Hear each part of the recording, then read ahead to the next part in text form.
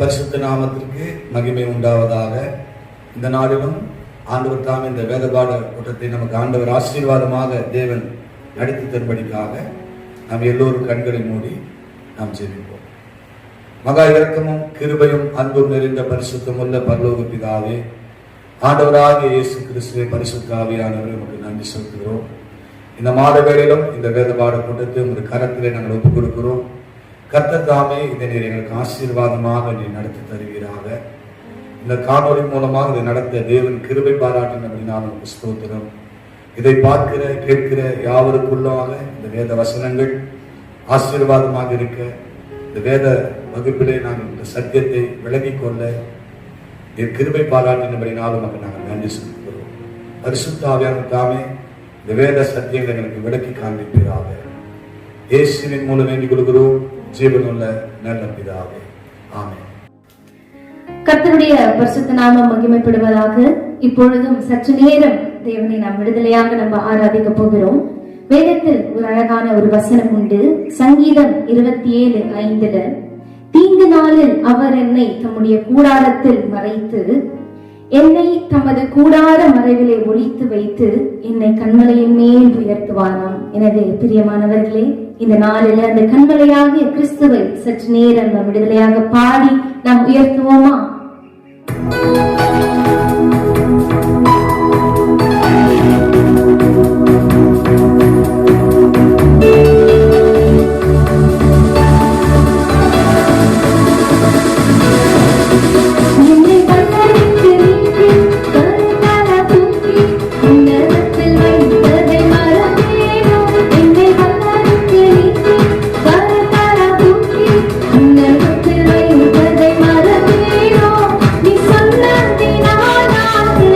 But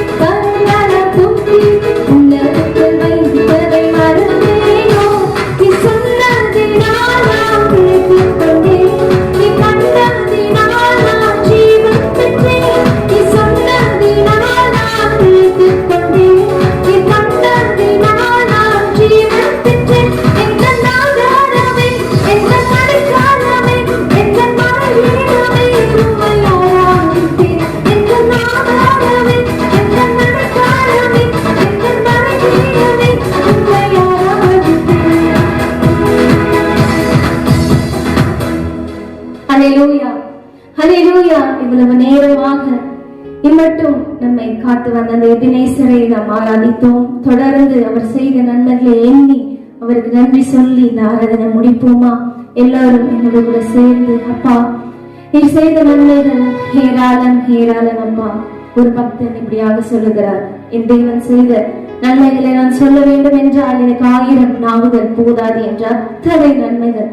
இதோ இந்த நேரத்தில் ஜீவனோடு ஒரு விடுதலையாக நல்ல சுகத்தோடு அவரை பாடும்படியாக தேவன் செய்திருக்கிற ஒரு பெரிய கிருபையை நினைத்து என்னோடு கூட சேர்ந்து 1000 நன்மைகள் அனுதினம் என்னை சூழ்ந்திட கிருபையும் இரக்கமும் அன்பும் கொண்டீரே, நல்ல எபினேசராய் என்னை நடத்தி வந்தீரே, பாவக்கு நன்றி சொல்ல வார்த்தை இல்லப்பா என்று சொல்லி இந்த பாடலோடு நம்முடைய ஆராதனை முடிக்க போகிறோம். என்னோடு கூட சேர்ந்து அந்த எபினேசர் தொடர்ந்து இம்மட்டும் நம்மை காத்து வந்த அந்த எபினேசரை பிடித்துக் கொள்வோமா?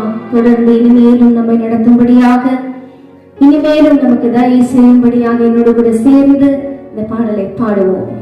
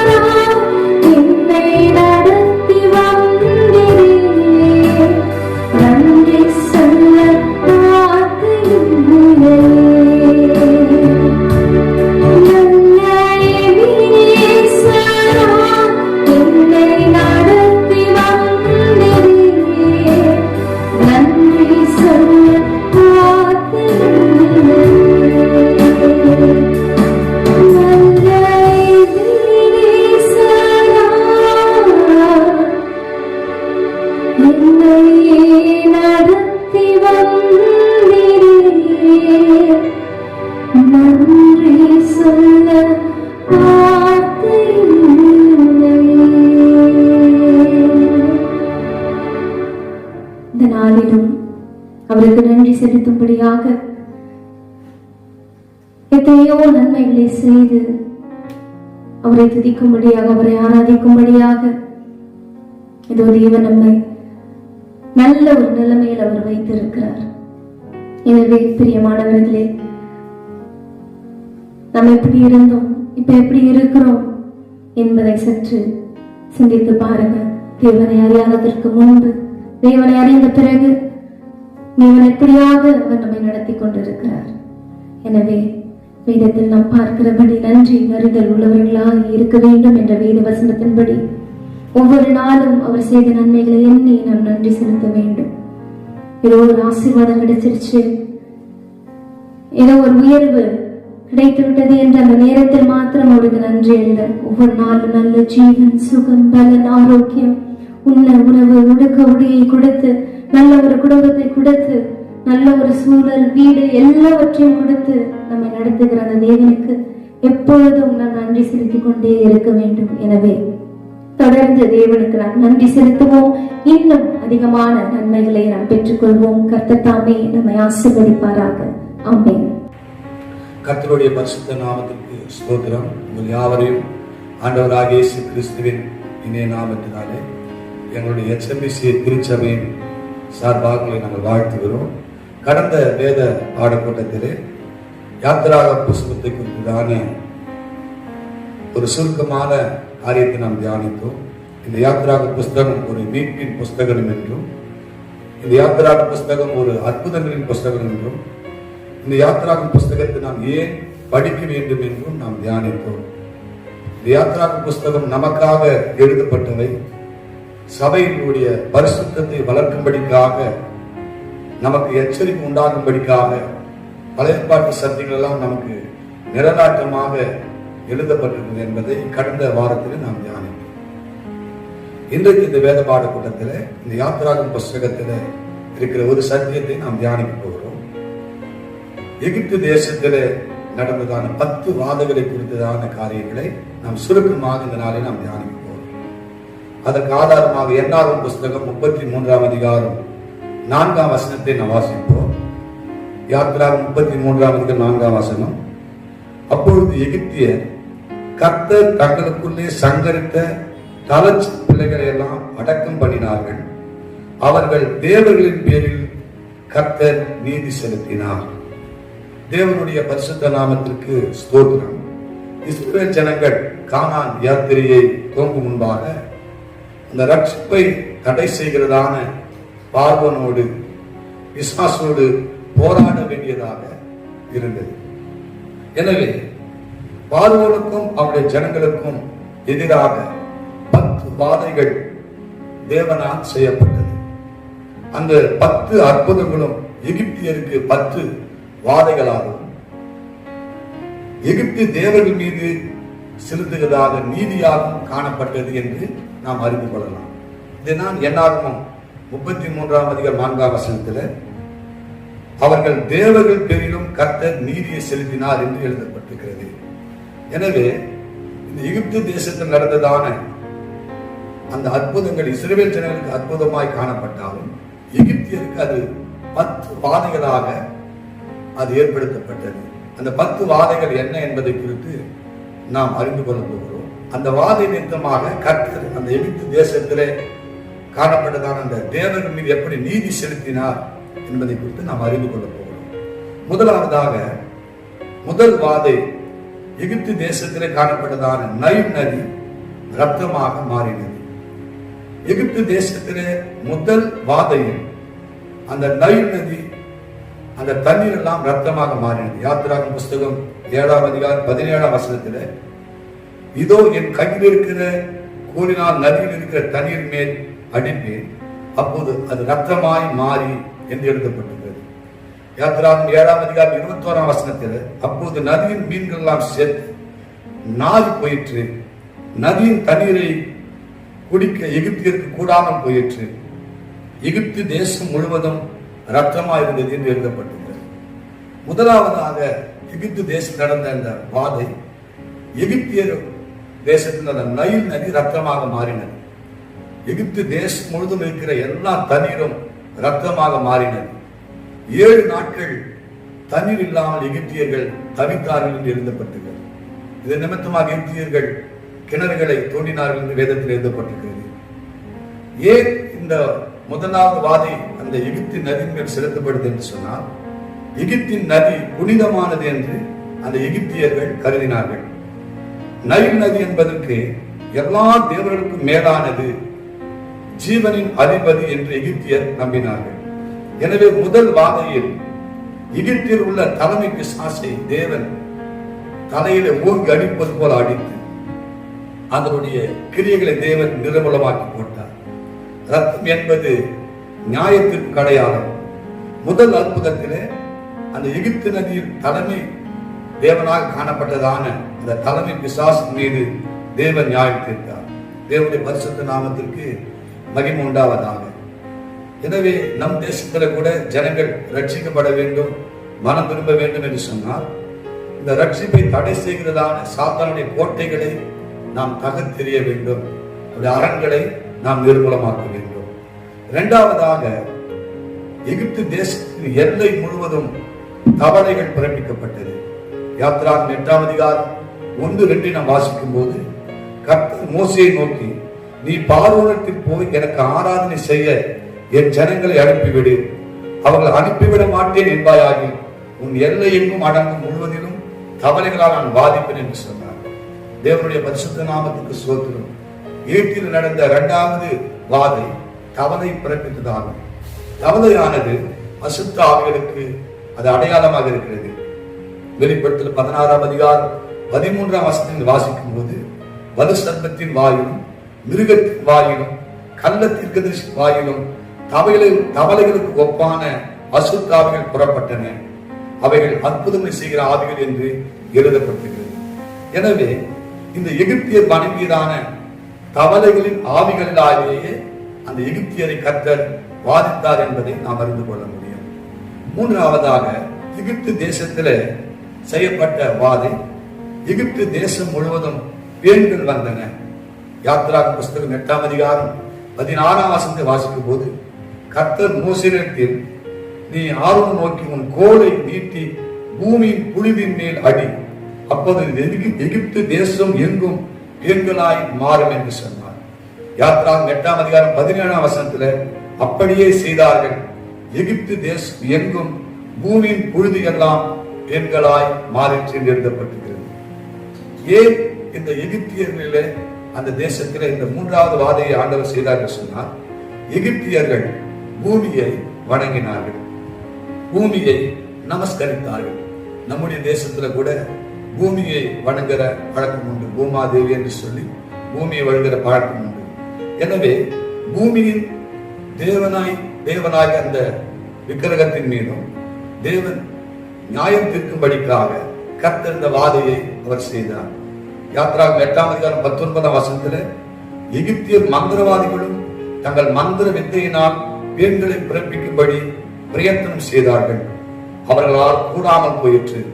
அப்போது மந்திரவாதி பார்வோனை நோக்கி, இது தேவனுடைய விரல் என்று சொன்னார்கள். இப்படியாக அந்த எகிப்தியர் பூமியை வணங்கினது நிமித்தமாக அந்த பூமியை வணங்கின அந்த சாத்தானை கிரியும் தேவனால் நீதி செய்யப்பட்டது, நியாயம் தீர்க்கப்பட்டது. 4ஆவதாக எகிப்து தேசம் முழுவதும் வண்டுகள் நிறைந்தன. யாத்திராகமம் புஸ்தகம் 8ஆம் அதிகாரம் 21ஆம் வசனத்தை வாசிக்கும் போது, என் ஜனங்களை போக விடையாகி நான் உன்மேலும் உன் ஊழியக்காரன் மேலும் உன் ஜனங்கள் மேலும் உன் வீடுகள் மேலும் அவர்கள் இருக்கிற தேசமும் அந்த வண்டுகளால் நிறைவும் பண்ணுவேன் என்று மோசே சொன்னான். எகிப்து தேசத்திலே 4ஆவதாக அந்த வாதை வண்டுகள் பிறப்பித்ததாகும். தேவனுடைய பரிசுத்த நாமத்திற்கு ஸ்தோத்திரம் உண்டாவதாக. பெயர் சபூல் என்கிறதான எகிப்தின் தேவர்களுக்கு எதிராக செயல்பட்ட இந்த பெயர் செபூல் என்கிறதான அந்த வண்டுகளின் தேவன் என்று அர்த்தம் கொள்கிறதான அந்த பிசாசும் நியாயம் தீர்க்கப்பட்டான். இயேசு ஊழியம் செய்த நாட்களில் கூட அன்றைக்கு இயேசுவுக்கு விரோதமாக எழுப்பின வேதபார பரிசேயர் எல்லாம் சொன்னார்கள், இவன் பெயர் செபூல் நாமத்தினாலே பிசாசுகளை துரத்துகிறான் என்று சொன்னார்கள். இயேசு தேவனுடைய ஆவியினாலே தேவனுடைய விரலினாலே பிசாசுகளை துரத்தினார். ஆனால் அவர்களுக்கு இவன் பெயர் செபூல் நாமத்தினாலே பிசாசுகளை துரத்தினான் என்று சொன்னார். இந்த பெயர் செபூல் என்பது வண்டுகளின் தேவன் என்று அழைக்கப்பட்டதாக நாம் பார்க்கிறோம். தேவனுடைய பரிசுத்த நாமத்துக்கு ஸ்தோத்திரம். இந்த பெயர் செபூல் தான் எகிப்தியரை இந்த வண்டுகளின் தொல்லையிலிருந்து பாதுகாக்க கூடியது என்று சொல்லி எகிப்தியர் நம்பினபடினாலே இந்த பெயர் செபூலும் நியாயம் தீர்க்கப்பட்டான் என்பதை நாம் அறிந்து கொள்ள வேண்டும். 5ஆவதாக எகிப்து தேசத்தில் வந்ததான இன்னொரு வாதை மகா கொடிதான கொள்ளை நோய். யாத்திராகமம் புஸ்தகம் 9ஆம் அதிகாரம் 1-3 வரை உள்ள வசனத்தை வாசிக்கும் போது இந்த கொள்ளை நோய் வந்தது. கர்த்தருடைய கரம் வெளியில் இருக்கிற மிருக ஜீவன்களாகிய குதிரைகள் மேலும் கழுதைகள் மேலும் ஒட்டங்கள் மேலும் ஆடுகள் மாடுகள் மேலும் இருக்கும் மகா கொடிதான கொள்ளை நோய் உண்டாகும் என்று சொல்லப்பட்டிருக்கிறது. யாத்திராகமம் 9:6 மறுநாளிலே கர்த்தர் அந்த காரியத்தை செய்தார்.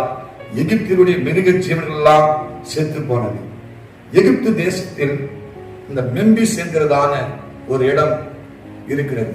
அந்த இடத்துல பலவிதமான மிருகங்களின் தோற்றத்தில் விக்கிரக ஆராதனை நடந்ததாக சரித்திரம் சொல்லப்பட்டிருக்கிறது.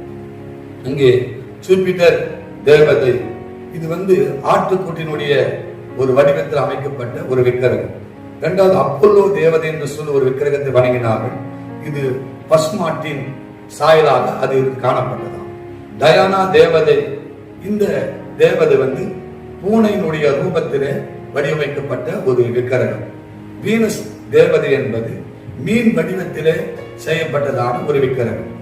மெர்க்குரி தேவதை என்பது இரட்டை மீன் வடிவத்திலே சொல்லப்படும். இப்படி அந்த மெம்பிஸ் என்ற இடத்துல பலவிதமான மிருகத்தினுடைய சாயலிலே அந்த எகிப்தியர்கள் விக்கிரக ஆராதனை செய்தார்கள் என்று சொல்லப்பட்டது.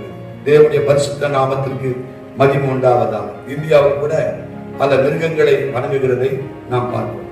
இந்த எல்லா மிருகங்களின் பேரிலும் செயல்பட்டு விக்கிரக ஆராதனையை தேவன் நியாயத்திற்கு அடையாளமாக அங்கிருக்கிற எல்லா மிருக ஜீவன்கள் மீதும் குடிதான கொலை நோயை வர பண்ணி கத்திருந்த வாதையினாலே அதை அழித்ததை நாம் பார்க்கிறோம். தேவனுடைய பரிசுத்த நாமத்திற்கு மகிமை உண்டாவதாக. ஆறாவதாக, எகிப்து தேசம் முழுவதுமாக எரிபந்தமான கொப்பளங்கள் என்கிறதான வாதை அனுப்பப்பட்டது. யாத்திராக 9ஆம் அதிகாரம் 8-10 வசனம் வாசிக்கும் போது அந்த 6வது வாதையில் மனிதர்கள் மேலும் மிருக ஜீவன்கள் மேலும் எரிபந்தமான கொப்பளங்கள் வந்தன. எரிபந்தமான கொப்பளங்கள்.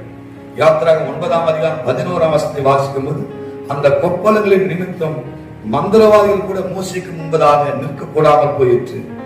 இந்த 6வது வாதியானது எகிப்து தேசத்திலே தைப்போன் என்ற தேவர்கள் மீது செலுத்தப்பட்ட ஒரு வாதியாகும். இந்த தைப்போன் என்கிறதான தேவதையானது எகிப்தியரின் வியாதி இல்லாமல் சுகத்துடன் பாதுகாத்துக் கொள்ளுகிறதான ஒரு தேவன் என்று சொல்லி எகிப்தியர் நம்பினபடினாலே இந்த வாதியாலே தைப்போன் செயல் இழந்தது. எகிப்தியர் எரிபந்தமான கொப்பளங்களினாலே தேவன் வாதித்ததை நாம் பார்க்கிறோம். எனவேதான் அந்த 10 வாதைகளை நாம் பார்க்கும்போது ஒவ்வொரு வாதையும் எகிப்து தேசத்தில் காணப்பட்ட அந்த விக்கிரகங்கள் மீது அவள் நம்பி இருந்ததான அந்த தெய்வங்கள் மீது செலுத்தப்பட்ட நீதியாக அது செலுத்தப்பட்டது. 7வதாக செய்யப்பட்டதான வாதை கொடிதான கல் மழையும் அக்கினியும் வந்தது. யாத்திராகும் புஸ்தகம் 9ஆம் அதிகாரம் 18ஆம் வசனத்தை வாசிக்கும் போது இந்த 7வது அற்புதத்தில் எகிப்து தேசம் முழுவதும் கொடிய கல்மழையை தேவன் ஊற்றினார். யாத்திராகும் 9ஆம் அதிகாரம் 23 வாசிக்கும் போது மோசே தன் கையை வானத்துக்கு நேராக நீட்டினார். அப்போது இடி முழக்கங்களை தேவன் கட்டளையிட்டார். கல் மழையும் அனுப்பினார். அக்கினி தரையின் மேல் வேகமாய் ஓடிற்று என்று சொல்லப்பட்டிருக்கிறது. தேவனுடைய பரிசுத்த நாமத்துக்கு ஸ்தோத்திரம். இந்த எகிப்திய இயற்கைகள் எல்லாவற்றையும் வணங்கினார்கள். மழையை வணங்கினார்கள், சூரியனை வணங்கினார்கள், பூமியை வணங்கினார்கள், காற்றை வணங்கினார்கள், எல்லாவற்றையும் வணங்கினார்கள். இப்படி எல்லாவற்றையும் தேவன் நியாயம் தீர்த்தார். இப்படி பார்வோன் நம்பியிருந்ததான அனைத்து சக்திகளும் ஒவ்வொன்றாக பார்வனை கைவிட்டது. தேவனுடைய பரிசுத்த நாமத்திற்கு மகிமை உண்டாவதாக. அடுத்ததாக 8வதாக வெட்டி கிளிகளை கர்த்தர் அனுப்பினார். யாத்திராகம் 10ஆம் அதிகாரம் 4ஆம் வசனத்தை வாசிக்கும் போது நீ என் ஜனங்களை போக விட மாட்டேன் என்பதாகி நான் நாளைக்கும் எல்லை எங்கிலும் உள்ள இடங்களில் வெட்டி கிளிகளை வரப்பண்ணினேன் என்று சொன்னார். இந்த வாதையானது எகிப்தியில் செயலாற்றி வந்ததான அந்த செராபீஸ் தேவனுக்கு எதிராக இந்த வாதை செயல்பட்டது. இந்த செராபீஸ் என்கிறதான இந்த தேவதையானது எகிப்தியருக்கு ஆகாரத்தை அள்ளி தருகிற ஒரு தேவன் என்று சொல்லி இந்த செராபீஸை இந்த எகிப்தியர்கள் வணங்கினதுனாலே கர்த்தர் வெற்றி கிளிகளை எகிப்து தேசம் முழுவதும் அனுப்பி எகிப்தினுடைய விளைச்சல்களை எகிப்தில் இருந்ததான எல்லா செடிகளையும் மரங்களையும் திண்டிவிடும்படி செய்தார். இப்படி எகிப்து தேசத்திலே உணவு இல்லாமல் பற்றாக்குறையை தேவன் ஏற்படுத்தினார். இந்த அற்புதத்தின் மூலம் எகிப்தின் தேவர்கள் அல்ல, யெகோவா தேவனே தேவன் என்று பார்வோனும் எகிப்தியரும் கண்டு கொண்டார்கள் என்று சொல்லி நாம் அறிந்து கொள்ளலாம். தேவனுடைய பரிசுத்த நாமத்திற்கு மகிமை உண்டாவதாக. இப்படி ஒவ்வொரு அந்த எகிப்து தேசத்தில் காணப்பட்ட எல்லா தேவர்கள் மீதும் கர்த்தர் நீதியை செலுத்தினார். 9வதாக காரிருள் உண்டானது. யாத்திராகம் 10ஆம் அதிகாரம் 21 23 வரை உள்ள வசனங்களை வாசிக்கும் போது 3 நாட்கள் எகிப்து தேசம் முழுவதும் காரிருள் உண்டானது. இந்த 9வது வாதையானது சூரிய தேவனுக்கு எதிராக செலுத்தப்பட்டது. எகிப்தியர்கள் சூரியனை நமஸ்கரித்தார்கள். சூரிய கடவுள் என்று சொல்லி அதை வணங்கினார்கள். காரணம், இந்த எகிப்தியருக்கு இந்த சூரியன் நிமித்தமாக வெளிச்சம் கிடைத்தது, உஷ்ணம் கிடைத்தது, கனி கொடுத்தல் ஆகியவைகளை அளிக்கிற ஒரு தேவனாக சூரியன் அவர்கள் நமஸ்கரித்தார்கள். ஆனால் இந்த அற்புதத்தின் மூலம் சூரிய தேவன் தேவன் அல்ல என்று கர்த்தர் நிரூபிக்கும்படிக்காக சூரிய தேவனின் செயலை கர்த்தர் இறக்கும்படி அவர் செய்தார். தேவனுடைய பரிசுத்த நாமத்திற்கு மகிமை உண்டாக. இன்றைக்கும் நம்முடைய தேசத்திலே சூரியனை வணங்குகிறவர்கள் உண்டு, அநேகம் உண்டு. சூரியனை தேவன் படைத்தார், அது தேவன் அல்ல. நீங்கள் ஆதியாகம புத்தகத்தை வாசிக்கும் போது அவர் பகலில ஆட பெரிய சுடரையும் இரவில் ஆட சிறிய சுடரையும் தேவன் உண்டாக்கினார் என்று எழுதப்பட்டது. அந்த சூரியனும் சந்திரனையும் நட்சத்திரனையும் உண்டாக்கினவர் ஆண்டவர். ஆனால் ஆண்டவரை தொழுது கொள்ளாமல் சூரியனை அவர்கள் நமஸ்கரித்தது நிமித்தமாக அந்த எகிப்து தேசம் முழுவதும் 3 நாள் காரிருள் உண்டானதை பார்க்கிறோம். அதே வேளையிலே இஸ்ரவேல் ஜனங்கள் வாழ்ந்து கொண்டிருந்தால் அந்த கோசேன் நாட்டிலே வெளிச்சம் இருந்தது. இப்படி எகிப்தியருக்கும் இஸ்ரவேலுக்கும் தேவன் வித்தியாசத்தை உண்டாக்கும்படிக்காக இந்த காரியத்தை செய்தார். கடைசியாக 10ஆவதாக முதல் பேரானத்தையும் தேவன் சாகும்படி செய்தார். யாத்திராக 11ஆம் அதிகாரம் 4 வாசிக்கும் போது இந்த அற்புதம் தான் பார்வனுடைய இருதயத்தை உடைத்தது, பார்வனுடைய இருதயத்தை கல்மனதை கரைத்தது. கர்த்தர் நடு ராத்திரியிலே எகிப்தின் மத்தியிலே அவர் புறப்பட்டு போனார். எகிப்து தேசம் எங்கும் அதற்கு முன்னும் அதற்கு பின்னும் ஒரு காலம் உண்டாயிரதான பெரிதான கூக்குரல் உண்டாயிற்று. யாத்திராக புஸ்தகம் 12ஆம் அதிகாரம் 30ஆம் வசனத்தை வாசிக்கும் போது பெரிய கூக்குரல் உண்டாயிற்று. சாவி இல்லாத ஒரு வீடும் இல்லை. இந்த அற்புதத்தின் மூலமாக எகிப்தின் எல்லை தேவர்கள் முழுவதுக்கும் அது எதிராக அதை தேவன் திரும்ப பண்ணினார். எனவே தேவனுடைய பரிசுத்த நாமத்திற்கு ஸ்தோத்திரம் உண்டாவதாக. அதே வேளையிலே அந்த பஸ்கா ஆட்டுக்குட்டியின் ரத்தம் எந்தெந்த வீட்டின் நிலைக்கால் வாசல்களிலே பூசப்பட்டதோ அந்த நிலைக்கால் வாசல்கள் தாண்டி அந்த சங்கார தூதன் வராதபடிக்கு தேவன் ஒரு விசேஷித்த பாதுகாப்பை உண்டாக்கினார். தேவனுடைய பரிசுத்த நாமத்திற்கு ஸ்தோத்திரம். இந்த 10வது இந்த வாதை நிமித்தமாக பார்வனுடைய இருதயம் கரையப்பட்டு பின்பு இஸ்ரவேல் ஜனங்களை அவன் அந்த தேவனை ஆராதிக்கும்படிக்காக அவன் போகவிட்டான் என்பதை நாம் அறிந்து கொள்ளலாம். எனவே நம்முடைய நாட்களிலே இயேசுவே தேவன் என்று நாம் நிரூபிப்பதற்கு இப்படிப்பட்டதான அடையாளங்களையும் அற்புதங்களையும் நாம் நடப்பிக்க வேண்டும். தேவனுடைய பரிசுத்த நாமத்திற்கு மகிமை உண்டாவதாக. எனவே எகிப்து தேசத்திலே முதலாவது நைல் நதி ரத்தமானது, 2வது எகிப்து தேசம் முழுவதும் தவளையை பிறப்பித்தார், 3வது பேய்கள் உண்டானது, 4வது தேசம் முழுவதும் வண்டுகளால் நிறையப்பட்டன, 5வது மிகப்பெரியதான கொள்ளைகள் உண்டானது, 6வது எரிபந்தமான கொப்பல்கள் உண்டானது, 7வது தேசம் முழுவதும் கல்மலை பெய்து வீடுகளில் மிருக ஜீவன்கள் அழித்து போட்டது, 8வது வெட்டிகளில் வந்து அந்த எகிப்தின் விளைச்சலை எல்லாம் அது பட்சித்து போட்டது, 9வது காரிருள், 10வது தளர்ச்சின் பிள்ளைகளை கர்த்தர் சங்கரித்தார். இந்த 10 வாதைகள் இஸ்ரவேல் ஜனங்களுக்கு அற்புதங்களாக இருந்தது. ஆனால் எகிப்தியருக்கோ 10 வாதைகளாக சொல்லப்பட்டது. அதே வேளையில இந்த 10 வாதைகளும் எகிப்து தேசத்திலே காணப்பட்டதான அந்த விக்கிரகங்கள் மீது செலுத்தப்பட்ட அந்த நியாய தீர்ப்பு என்று சொல்லி நாம் தியானித்தோம். தேவனுடைய பரிசுத்த நாமத்திற்கு மகிமை உண்டாவதாக. எப்படி பழைய பாட்டு காலத்திலே இப்படிப்பட்டதான இந்த வாதைகள் வந்ததோ அதே போல ஆண்டவராக இயேசு கிறிஸ்து அவர் வந்து மனவாட்டி சபையாக இருக்கிற மனவாட்டி சபையை அவர் பரலோகத்துக்கு எடுத்துக்கொண்டு மத்தியாக போன பிறகு இந்த பூமியிலே அந்தி கிறிஸ்தின் ஆட்சிகள் நடக்கும். 7 வருஷம் அந்தி கிறிஸ்தின் ஆட்சி இந்த பூமியில நடக்கும். அந்த 7 வருஷம் அந்தி கிறிஸ்து இந்த பூமியை ஆட்சி செய்து கொண்டிருக்கும் போது வெளிப்பட்டில் 15ஆம் அதிகாரம் 16ஆம் வசனத்தை நீங்கள் வாசிக்கும் போது அந்த அதிகாரங்கள் சொல்லப்பட்டிருக்கிறது. இனிமேல் நடக்க போகிறதான ஒரு நியாயத்தன்மை குறித்து எழுதப்பட்டிருக்கிறது.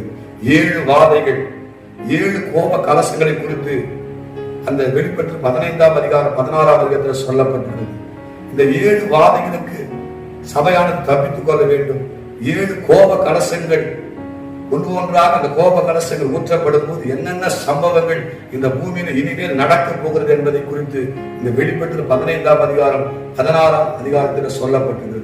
அன்றைக்கு எகிப்து தேசத்துல இஸ்ரவேல் ஜனங்கள் வாழ்ந்த நாட்களில எகிப்து தேசத்துக்கு தேவன் செய்த அந்த வாதையை போல இந்த பூமியில அந்தி கிறிஸ்து ஆட்சி நாட்களிலே 7 வாதைகள் நடக்க போகிறது. 7 கோப கலசங்கள் இந்த பூமியிலே ஊற்றப்பட போகிறது. இப்படிப்பட்டதான வாதைகளுக்கும் இப்படிப்பட்டதான கோப கலசங்களுக்கும் நாம் தப்பித்துக் கொள்ள வேண்டும் என்று சொன்னால் ரகசிய வருகையிலே காணப்படுவதற்கு சபையானது ஆயத்தமாக்கப்பட வேண்டும். தேவனுடைய பரிசுத்த பிள்ளைகளே, கர்த்தருடைய வருகை மிக மிக சமீபம். அவருடைய வருகை சமீபமான நாட்களிலே அந்த வருகையில 2 காரியங்கள் இருக்கிறது. ஒன்று, அவர் ரகசியமாக வரப்போகிறார் சபையை அழைத்துக் கொண்டு போவதற்காக. அவர் சபையை ரகசியமாக அழைத்துக் கொண்டு போகும்போது அடுத்த நிமிஷமே இந்த பூமியில அந்திகிறிஸ்து ஆட்சிகள் 7 வருஷம் இந்த பூமியில நடக்கும்.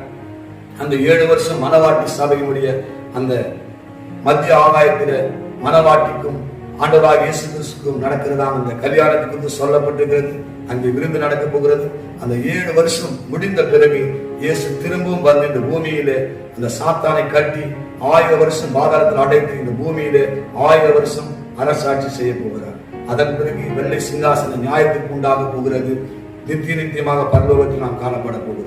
எனவே இனிமேல் இந்த பூமியில நடக்க போகிறதான 7 வாதைகளுக்கும் 7 கோப கலசங்களுக்கும் நாம் தப்பித்துக் கொள்ள வேண்டும் என்று சொன்னால் ஆண்டுடைய ரகசிய வருகைக்கு நாம் ஆயத்தமாக இருக்க வேண்டும். எனவே பரிசுத்தத்தை வாஞ்சிப்போம், பரிசுத்தத்தை காத்துக் கொள்வோம்.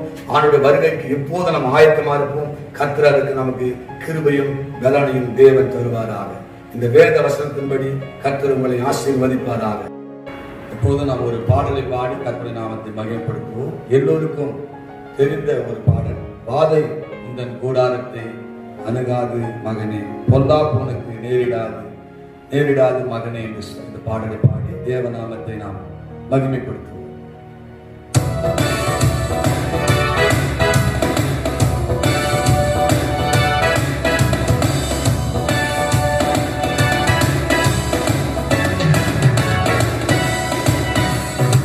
அதை உந்தன் கூடாரத்தை அணுகாது மகனே, பொல்லாப்பு நேரிடாது மகனே.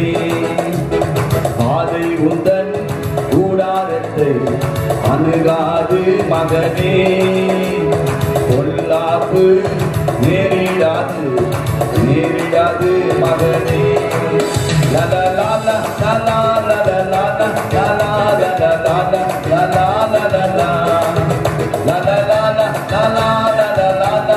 லலா லலா லலா. உன்னதமான கர்த்தரையே உறவிடமாக்கிக் கொண்டான். உன்னதமான கர்த்தரையே உறவிடமாக்கிக் கொண்டான். அடைக்கலமான ஆண்டவரை ஆதாயமாக்கிக் கொண்டான்.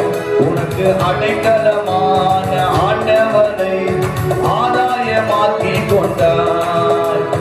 வாதை உந்தன் கூடாரத்தை அணுகாது மகனே, பொல்லாப்பு நேரிடாது மகனே.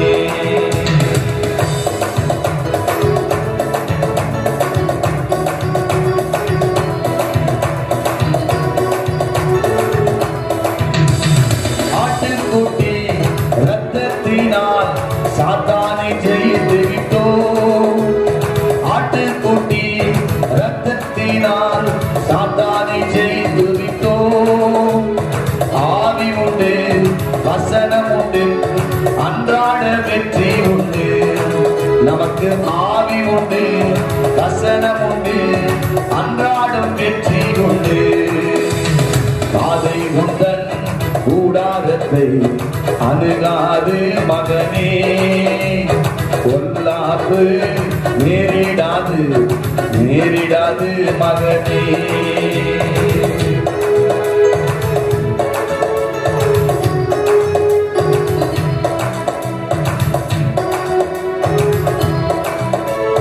கர்த்தருக்குள் நம் பாடுகள் ஒரு நாளும் வீணாகாது. கர்த்தருக்குள் நம் பாடுகள் ஒரு நாளும் வீணாகாது. அசையாமல் உறுதியுடன் அதிகமாய் செயல்படுவோம். நாம அசையாமல் உறுதியுடன் அதிகமாய் செயல்படுவோம். பாதை உந்தன் கூடாரத்தை அணுகாது மகனே, பொல்லாப்பு நேரிடாது மகனே.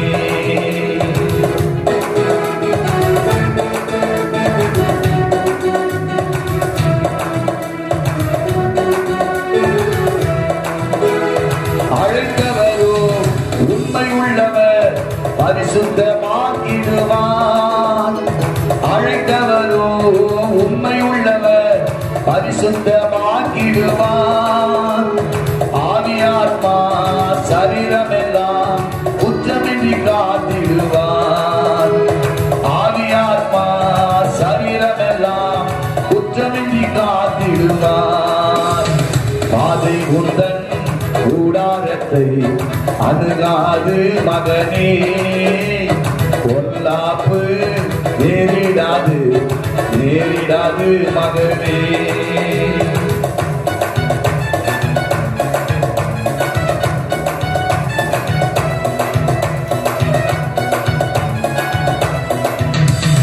நம்முடைய குடியிருப்பு பரலோகத்தில் உண்டு.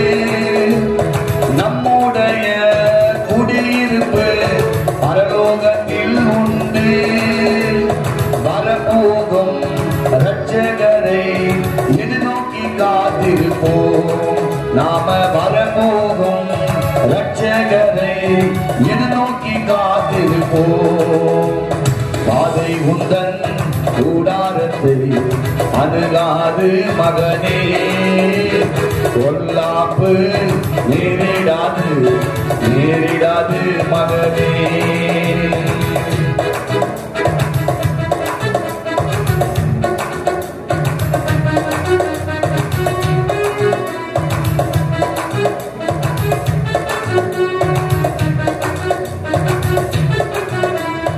அற்பமான ஆரம்பத்தை அசட்டை பண்ணாதே. அற்பமான ஆரம்பத்தை அசட்டை பண்ணாதே. தொடங்கினவர் முடித்திடுவார், சொன்னதை செய்திடுவார். இயேசு தொடங்கினதை முடித்திடுவார், சொன்னதை செய்திடுவார். பாதை உந்தன் கூடாரத்தை அணுகாது மகனே, பொல்லாப்பு நேரிடாது நேரிடாது மகனே. லலா லலா லலா லலா லலா லலா லலா லலா லலா லலா லலா லலா லலா லலா லலா. நாம் எல்லோரும் கண்களை மூடி நாம் ஜெபிப்போம். மகா இரக்கமும் கிருபையும் அன்பும் நிறைந்த பரிசுத்தம் உள்ள பரலோக பிதாவே, ஆண்டவராகிய இயேசுவே, பரிசுத்த ஆவியானவரே, உமக்கு நாங்கள் நன்றி செலுத்துகிறோம். இந்த நாளில் இந்த வேத பாட கொடுத்தல அந்த யாத்ரா புஸ்தகத்துல எகிப்து தேசத்துல நடப்பித்ததான இந்த 10 வாதைகள் குறித்து நாங்கள் தியானிக்க கிருபை பாராட்டினபடினாலும் நமக்கு ஸ்தோத்திரம். ஆண்டவரே, இந்த 10 வாதைகள் அவருடைய இருதயத்தை, ஆண்டவரே, கடினமான இருதயத்தை உடைப்பதற்காக மாத்திரமல்ல, எகிப்து தேசத்திலே காணப்பட்டதான எல்லா தேவன் மீதும் செலுத்துகிற ஒரு நீதியாக இருந்தது என்பதை குறித்து நாங்கள் விளங்கிக் கொள்ள உதவி செய்தபடினால் உமக்கு ஸ்தோத்திரம். ஆண்டவர், இனிமேலும் இந்த பூமியில் அந்தி கிறிஸ்து நாட்களில் நடக்கப் போவதான 7 வாதைகளுக்கும் 7 கோப கலசங்களுக்கும் நாங்கள் தப்பித்துக் கொள்ள உமது வருகைக்கு ஆயத்தமாக எங்களை தகுதிப்படுத்தினபடினால் உமக்கு நாங்கள் நன்றி செலுத்துகிறோம். முற்றிலுமாக எங்களை தாழ்த்துகிறோம், பெருமையாக்குகிறோம். மீட்பு ரட்சிகரமாகிய இயேசு கிறிஸ்துவின் மூலம் வேண்டிக் கொள்கிறோம், ஜீவனுள்ள நல்ல பிதாவே. ஆமென், ஆமென். என் ஆத்மாவை கர்த்தரை ஸ்தோத்திரி, என் முழு உள்ளமையோட பரிசுத்த நாமத்தை ஸ்தோத்திரி. என் ஆத்மாவை கர்த்தரை ஸ்தோத்திரி, அவர் செய்த சகல உபகாரங்களையும் மறவாது. நம்முடைய கர்த்தராகிய இயேசு கிறிஸ்துவின் கிருபையும் பிதாவாகிய தேவனுடைய அன்பும் பரிசுத்த ஆவியானுடைய அந்யோன்ய ஐக்கியமும் என்றும் என்றும் சதா காலங்களிலும் நம் அனைவரோடு கூட இருப்பதாக. ஆமென். God bless you.